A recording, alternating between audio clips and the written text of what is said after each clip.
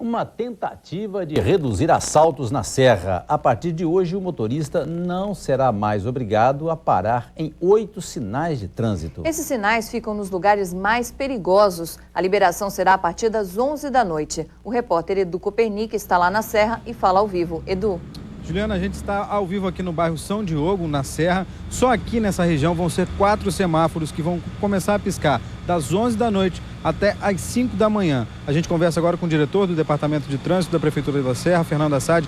Bom, o que o motorista tem que observar a partir de agora com esses semáforos piscando aqui a partir das 11 horas? Boa noite. Quer dizer, bom dia. Bom dia. Na verdade, ele tem que ter todos os cuidados ao se aproximar. Porque, de acordo com o Código de Trânsito Brasileiro, é permitido botar o semáforo piscando amarelo e o condutor deve ter todo o cuidado ao cruzar esses locais. Bom, agora todos os semáforos já estão preparados? Como é que foi esse serviço de preparação aí? Bom, a empreiteira já está fazendo o serviço desde ontem. Hoje ela termina para que tudo comece a operar hoje a partir das 23 horas. Bom, então quer dizer que nesses trechos e nesses períodos o motorista vai estar piscando amarelo, ele pode passar, e qual o procedimento na hora dele passar? O que ele deve observar? Bom, ele deve diminuir a velocidade, observar se não tem veículo no outro sentido.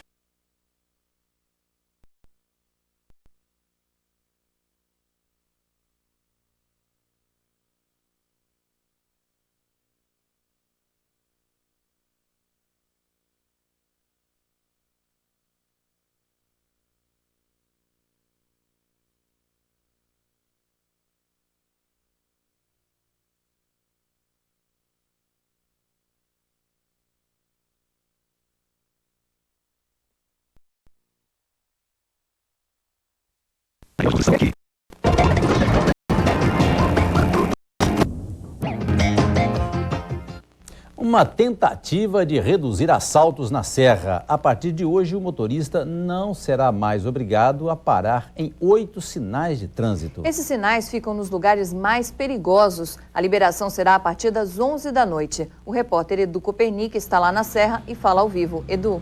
Juliana, a gente está ao vivo aqui no bairro São Diogo, na Serra. Só aqui nessa região vão ser 4 semáforos que vão começar a piscar das 11 da noite até às 5 da manhã. A gente conversa agora com o diretor do Departamento de Trânsito da Prefeitura da Serra, Fernando Assad. Bom, o que o motorista tem que observar a partir de agora com esses semáforos piscando aqui a partir das 11 horas? Boa noite. Quer dizer, bom dia. Bom dia. Na verdade, ele tem que ter todos os cuidados ao se aproximar. Porque, de acordo com o Código de Trânsito Brasileiro, é permitido botar o semáforo piscando amarelo e o condutor deve ter todo o cuidado ao cruzar esses locais. Bom, agora todos os semáforos já estão preparados? Como é que foi esse serviço de preparação aí? Bom, a empreiteira já está fazendo o serviço desde ontem. Hoje ela termina para que tudo comece a operar hoje a partir das 23 horas. Bom, então quer dizer que nesses trechos e nesses períodos o motorista vai estar piscando amarelo, ele pode passar, e qual o procedimento na hora dele passar? O que ele deve observar? Bom, ele deve diminuir a velocidade, observar se não tem veículo no outro sentido, não tem pedestre, e só atravessar o cruzamento se ele tiver certeza de que tem as condições de segurança para isso. Vamos enumerar aí, quais são esses semáforos que vão passar a pescar a partir das 11 horas, a partir de hoje? Bom, o primeiro está no bairro Barcelona, na Norte e Sul, com a região Sudeste. 2 semáforos nós acabamos de instalar atrás do terminal de Laranjeiras, ali perto do Shopping do Povo. O semáforo em frente ao Shopping Norte, em Felrosa. Agora tem mais um aqui em frente ao INSS, na Norte-Sul, aqui próximo, que é uns 100 metros onde nós estamos. O rotatório de acesso à CST. Esse de pedestre aqui próximo ao viaduto da Estrada de Ferro. Da saída do terminal de Carapina, que é Norte-Sul com a Carioca. E a princípio são esses semáforos que eu poderia. Agora, por que esses semáforos justamente foram escolhidos? Porque nos estudos que nós fizemos, nós não tivemos registro de acidentes nesses locais. Tá? Os dados do CIODES nos levaram a concluir que de 65 sequestros, apenas 9 aconteceram em vias que possuem semáforos. Os relatórios não eram conclusivos para que isso estivesse acontecendo no semáforo. E desses, só um aconteceu no período de 23 às 5 da manhã.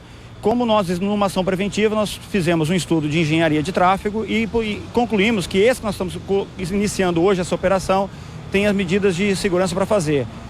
Bom, agora, num caso de um semáforo desse piscando, depois das 11 horas, se 2 motoristas passarem e acontecer um acidente, acontecer uma batida, de quem é a responsabilidade, como é que deve ser feita a apuração da responsabilidade? Isso está muito claro, que isso está previsto no Código de Trânsito Brasileiro. A responsabilidade é dos condutores, tá certo? E questão das preferências de via. E normalmente quem vem da direita tem sempre a preferência. E tem que ter uma mudança de postura, tem que ter bastante atenção. Com certeza, isso já acontece na Grande Vitória, nós já temos outros municípios que já têm. A mesma conduta adotada lá tem que ser adotada aqui em todo o país, que isso está previsto no Código de Trânsito Brasileiro. Ok, muito obrigado pelas informações. Lembrando que o principal mesmo é que o motorista mude de postura, tenha um pouco mais de atenção. É claro que vai ter muito mais segurança não parando no sinal e trafegando pelas ruas da Serra. Voltamos ao estúdio. E só lembrando que esses sinais vão piscar a partir das 11 horas da noite. E um torneio em Vitória reuniu ontem pássaros de todo o país, até campeões nacionais. O torneio aconteceu na UFES e ganha o pássaro que canta mais. Esses pássaros participam de uma competição estadual e nacional realizada em Vitória. É um teste de resistência. Vence quem cantar mais. Os pássaros são postados lado a lado, certo? E é uma disputa de canto. Sendo que a própria natureza do pássaro é disputar com o outro. E por volta das 10 horas é feita a primeira eliminatória, onde os pássaros têm que cantar em 10 minutos e aqueles que mais cantarem vão para a final. Cada criador acompanha tudo de perto. Alguns vieram de outros estados para participar da competição. Quanto é canto eu vou. Enjoado não de canto de pássaro? Não, é o trem mais bonito que eu acho é o canto de pássaro. Flipper é o atual campeão brasileiro entre os trinca-ferro. Disputa com outros pássaros com nomes curiosos: tornado, atrevido, poliglota, exagerado. Todos em busca do título. Não corre o risco do criador marcar mais de um canto aí, não? Não corre pelo seguinte, nós temos duas formas de tentar conseguir para inibir o cara que no caso querer burlar, né? A cada 50 cantos nós pedimos para a pessoa gritar, pedir um visto, nós vamos lá, damos um visto, e o próprio dono do pássaro ou o amigo do lado está vigiando, um vigia o pássaro do outro. Para a organização, essa é uma forma de preservar a espécie. O brasileiro está mostrando para o resto do mundo o que é cuidar de suas aves. Também na natureza, que deve ser preservado o que está na natureza, e a criação doméstica, que é um trabalho de preservação também. E a Semana do Capixaba começa com sol. O tempo segue firme em todas as regiões e não há previsão de chuva. Como vocês podem ver nas imagens ao vivo, o céu está limpo aqui na Grande Vitória. No norte, em Colatina, o céu está parcialmente nublado com algumas aberturas de sol. O Conselho Nacional do Ministério Público deu prazo de 60 dias para que todos os parentes de procuradores e promotores sejam demitidos. Em entrevista ao Bom Dia, o procurador Sancler Júnior pôs em dúvida a resolução. Mas esta não é uma posição do Ministério Público, é a opinião pessoal de Sancler Júnior. Em nosso estúdio, o procurador Sócrates de Souza. Ele afirma que dos 32 procuradores do Ministério Público, apenas 5 não contratam parentes. Portanto, a resolução do Conselho é corretíssima. Sócrates de Souza, como disse em nosso estúdio. Procurador, bom dia para o senhor, hein? Bom dia, Abdo. Bom dia, Juliana. Bom dia. Procurador, eu queria que o senhor esclarecesse um pouco mais para a população essa polêmica em torno da decisão do Conselho, porque o Conselho disse que não se pode empregar parentes e isso já estava praticamente aprovado quando o Sancler Júnior pediu vista do processo e, portanto, a resolução só vale a partir de 3 de outubro. E vocês não concordaram muito com a posição de Sancler, por favor. Veja bem, como instituição que tem que zelar pela fiscalização de todas as leis, e principalmente a Constituição Federal e também a Constituição Estadual, nós temos a obrigação de coibir também o nepotismo, porque esta matéria está abordada tanto na federal quanto na estadual. E diante do posicionamento do colega, nós entendemos que ele está destoando da política do Ministério Público Estadual, principalmente. Mas ele não disse que ele seria contra essa medida, ele disse que a lei é muito rigorosa. Principalmente ele deu um exemplo com relação à contratação de empresas que teriam parentes contratados, empregados no Ministério Público. Veja bem, todas estas formas de maquiar o nepotismo no Ministério Público ou até mesmo no Estado, elas se encaixam perfeitamente da definição de nepotismo.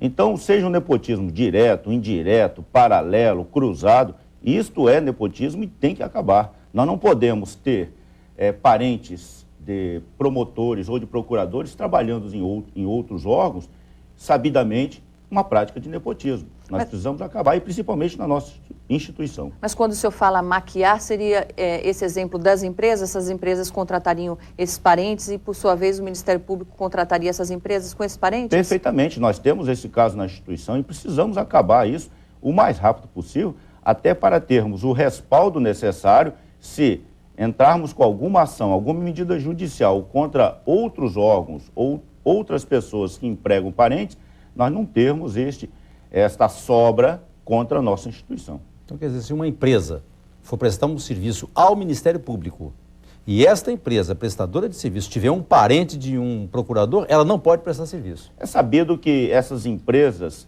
elas recebem estes parentes exclusivamente para serem contratados pelo Ministério Público ou qualquer outra empresa. Eles não estavam na empresa quando da Constituição. Eles, para lá, foram canalizados para serem contratados pelo Ministério Público, que é o caso da nossa instituição. O Sancler Júnior também teme, por exemplo, que uma pessoa aprovada em concurso público não possa trabalhar porque tem lá um parente. Veja bem, a aprovação em concurso, o deslocamento dele de instituição para instituição, isso é permitido.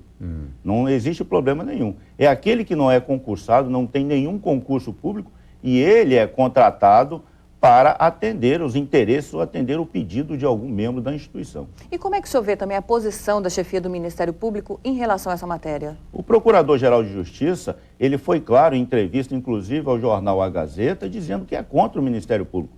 Então, este é o nosso norte. Se o Procurador-Geral, que nos dá a orientação, ele é contra o nepotismo, não podemos nós, procuradores ou promotores, ou até representando o Ministério Público, tomarmos um posicionamento diferente. Então, quer dizer, pelo que eu estou entendendo, há um consenso no Ministério Público que não se pode empregar parentes. É um consenso e até a nossa obrigação como fiscais da lei. Mas o senhor disse, e essa informação nós demos aqui, prestamos aqui na abertura da entrevista, que dos 32 procuradores, apenas 5 não empregam parentes? O resto, a maioria tem parentes.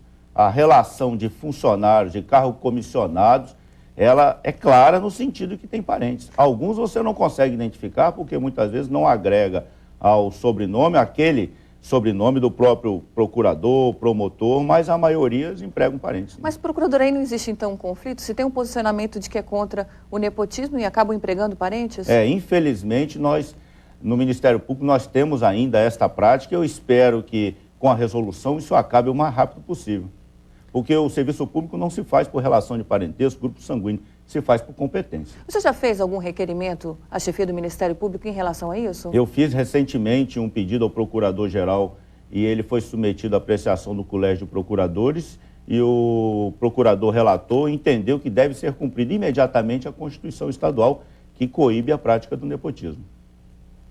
E o doutor Zé Paulo Calmon Nogueira da Gama, o senhor disse, ele é contra o emprego de parentes? Está publicado em jornal de grande circulação, principalmente o jornal A Gazeta, a matéria onde ele é contra o nepotismo, a contratação de parentes. Mas tem 32 menos 5, não é isso? Infelizmente... 27 que estão empregando parentes. Infelizmente, quando o procurador recebe um ofício de outros procuradores ou dos promotores pedindo a contratação deste ou daquele parente, o procurador contrata por pedido deste ou daquele procurador. O senhor disse que fez um requerimento ao procurador-geral em relação ao nepotismo e que isso foi aprovado. Isso quer dizer o quê, então? Que essas pessoas podem ser demitidas? Eu esperava um pouco mais na decisão do Colégio de Procuradores, mas a decisão no sentido de cumprir a Constituição não atendeu aos meus interesses. Eu esperava uma decisão mais objetiva, no sentido de que fossem excluídos esses parentes de cargos comissionados ou não. Isso quer dizer que não vai acontecer? Não vai acontecer de imediato. Por quê? Infelizmente não, porque existem ainda alguns interesses no Ministério Público e nós precisamos acabar. Esses interesses estão voltados exclusivamente para a manutenção destes parentes na instituição. Mas, doutor Sócrates, o Conselho Nacional do Ministério Público, agora no dia 3 de outubro, deve aprovar a resolução, porque só falta o parecer lá da vista pedida por Sancler, está correto? Sem dúvida. Nós esperamos que isso tenha uma aplicação imediata daqui a 90 dias ou que as próprias instituições estabeleçam qual é o limite de cargos comissionados que eles precisam ter ou necessitam para trabalhar. Agora, aprovando a medida dia 3 de outubro, são 90 dias, ali para janeiro já deve estar todo mundo demitido, não? Eu acho que não precisamos nem esperar. Quando se quer fazer, faz imediatamente. demite todo mundo, coloca todo mundo para fora e fazemos concurso, abrimos concurso, nós temos experiência de fazer bons concursos, nós podemos fazer isso o mais rápido possível. Doutor Sócrates, eu vou agradecer, a sua entrevista foi muito clara, eu acho que botou as coisas de uma maneira muito evidente para a população. Uma última pergunta é que, a partir dessa medida do Ministério Público, isso possa acontecer nos demais poderes da República, né? Assim, eu acho que nós teremos mais legitimidade para cobrar dos outros poderes a aplicação de acabar com o nepotismo.